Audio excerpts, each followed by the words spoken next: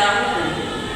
Tujuan landasan yuridis yang pertama, memberi legalitas terhadap suatu tindakan atau kebijakan. Yang kedua, menjamin kepatuhan terhadap hukum yang berlaku. Yang ketiga, menghindari konflik hukum atau pelanggaran peraturan. Yang keempat, menjadi dasar pertanggungjawaban hukum jika terjadi permasalahan. Yang berikut contoh penggunaan. Misalnya dalam penyusunan peraturan daerah tentang pendidikan, landasan yuridisnya bisa berupa: yang pertama, Undang-Undang Dasar 1945 pasal 31 tentang hak atas pendidikan. Yang kedua, Undang-Undang Nomor 20 Tahun 2003 tentang Sistem Pendidikan Nasional. Yang ketiga, peraturan pemerintah yang relevan dengan melaksanakan pendidikan. Jadi, landasan yuridis sangat penting untuk menunjukkan bahwa suatu aktivitas atau kebijakan dijalankan sesuai dengan hukum yang berlaku. Jika konteks atau kasus tertentu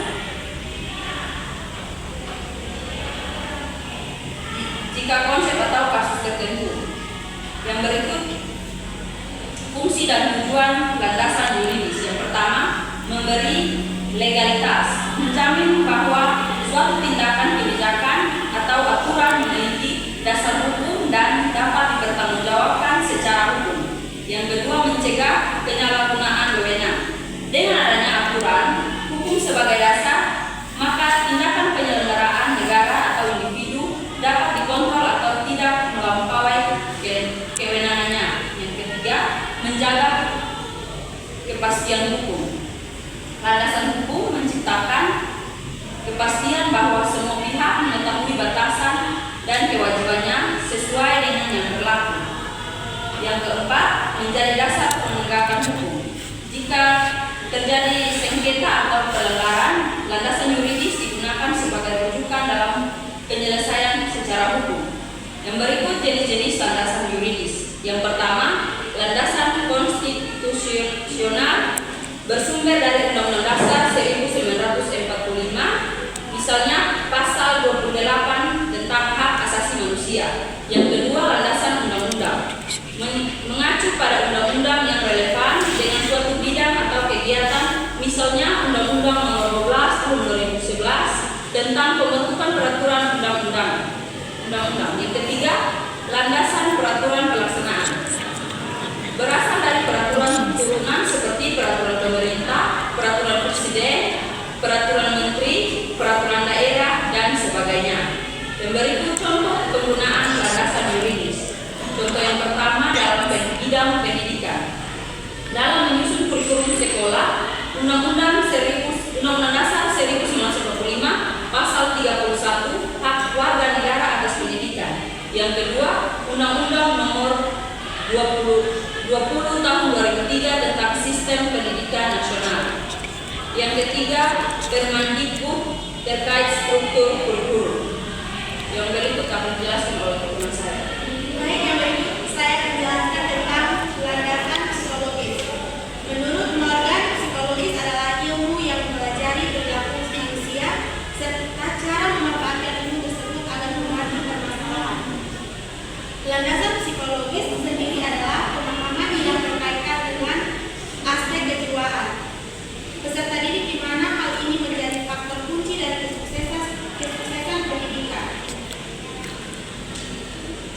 Dalam hal ini, psikologis menyediakan informasi dan pemenuhan kebutuhan mengenai kehidupan pribadi manusia secara umum, serta gejala-gejala yang berkaitan dengan aspek tersebut. Bagian penting dan terkenal manusia secara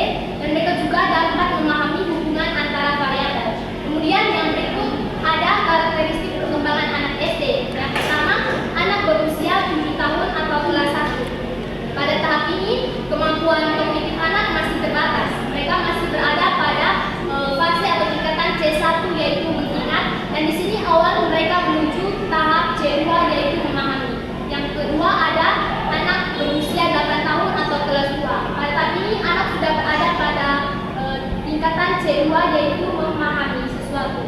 Dan dari sini mereka akan menuju kepada tahapan C3 yaitu menerapkan. Selanjutnya akan dijelaskan oleh teman saya. Yang berikut yang ketiga, usia 9 tahun adalah anak kelas 3. Pada fase ini kemampuan kognitif semakin meningkat. Anak sudah bisa memecahkan masalah yang lebih rumit karena anak sudah cukup banyak memiliki pengetahuan, wawasan, dan pengalaman dari proses-proses sebelumnya. Anak pada tahap ini sudah memasuki tingkat C3 yaitu menerapkan. Yang keempat, anak usia 10 tahun kelas 4 SD. Pada fase ini, anak mengembangkan kemampuan kognitif yang lebih baik dan mampu menganalisis masalah secara mendalam. Pada tahap C3, anak dapat menerapkan pengetahuan dengan lebih baik, termasuk dalam perhitungan dan perbandingan objek. Yang terakhir, usia 11-12 tahun kelas 5 dan 6. Pada usia sebelumnya, anak memiliki kemampuan berpikir logis dan sistematis yang berdasarkan pada objek. Pada objek empiris yang diperspektif melalui indera. Namun ada fase anak yang berusia 11 tahun ke atas, mereka mulai dapat berpikir tentang sesuatu yang mungkin terjadi. Pendidikan selalu melibatkan kejiwaan manusia sehingga landasan psikologis adalah salah satu landasan yang penting dalam dunia pendidikan. Psikologis pendidikan adalah salah satu bagian dari studi psikologis mengenai faktor dan proses yang berkaitan dengan pendidikan. Fokus dari psikologis pendidikan adalah pada masalah belajar, termasuk kegiatan mengajar. Subjek utama dari psikologis pendidikan adalah dosen dan guru. Yang ini sangat dijelaskan oleh. Baik, di sini saya akan menjelaskan materi tentang landasan filosofi. Landasan filosofis adalah dasar pemikiran yang bersifat mendalam, menyeluruh, dan abstrak yang menjadi pijakan dalam memahami, merancang, dan menjalankan suatu sistem atau kegiatan. Landasan ini berhubungan dengan nilai-nilai pandangan hidup, dan prinsip dasar yang diyakini benar dan ideal, serta menjadi arah dalam bertindak dan berpikir. Dalam berbagai bidang seperti pendidikan, pemerintah, dan hukum, landasan filosofi digunakan untuk menjamin bahaya segala kebijakan dan praktik yang dilakukan memiliki dasar nilai yang kuat dan bertujuan luhur.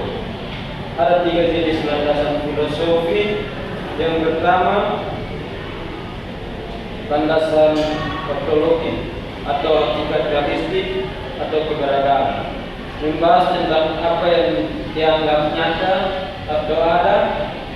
Yang kedua, dalam konteks pendidikan, ontologi menjawab apa hakikat manusia dan dunia nyata yang dipelajari.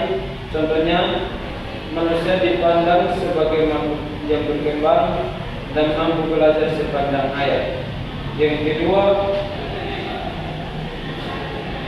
epistemologi atau hakikat pengetahuan, menjelaskan bagaimana manusia memperoleh pengetahuan dan apa yang dianggap sebagai pengetahuan yang besar. Dalam pendidikan epistemologi, menjawab bagaimana cara memperoleh pengetahuan yang benar. Contohnya, pengetahuan yang bisa diperoleh melalui pengalaman, observasi, dan proses berpikir kritis. Yang ketiga, aksiologi, hakikat nilai, berkaitan dengan nilai-nilai etika seperti keindahan, kebaikan, dan keadilan. Dalam pendidikan aksiologi menjawab nilai-nilai yang perlu ditanami melalui pendidikan. Contohnya, pendidikan harus menanamkan kejujuran, tanggung jawab, dan toleransi. Kesimpulannya yaitu landasan filosofi membantu memberi arah dan makna dalam suatu sistem atau kegiatan dengan menjawab pertanyaan-pertanyaan mendasar tentang keberadaan ontologi, pengetahuan, epistemologi, dan nilai aksiologi.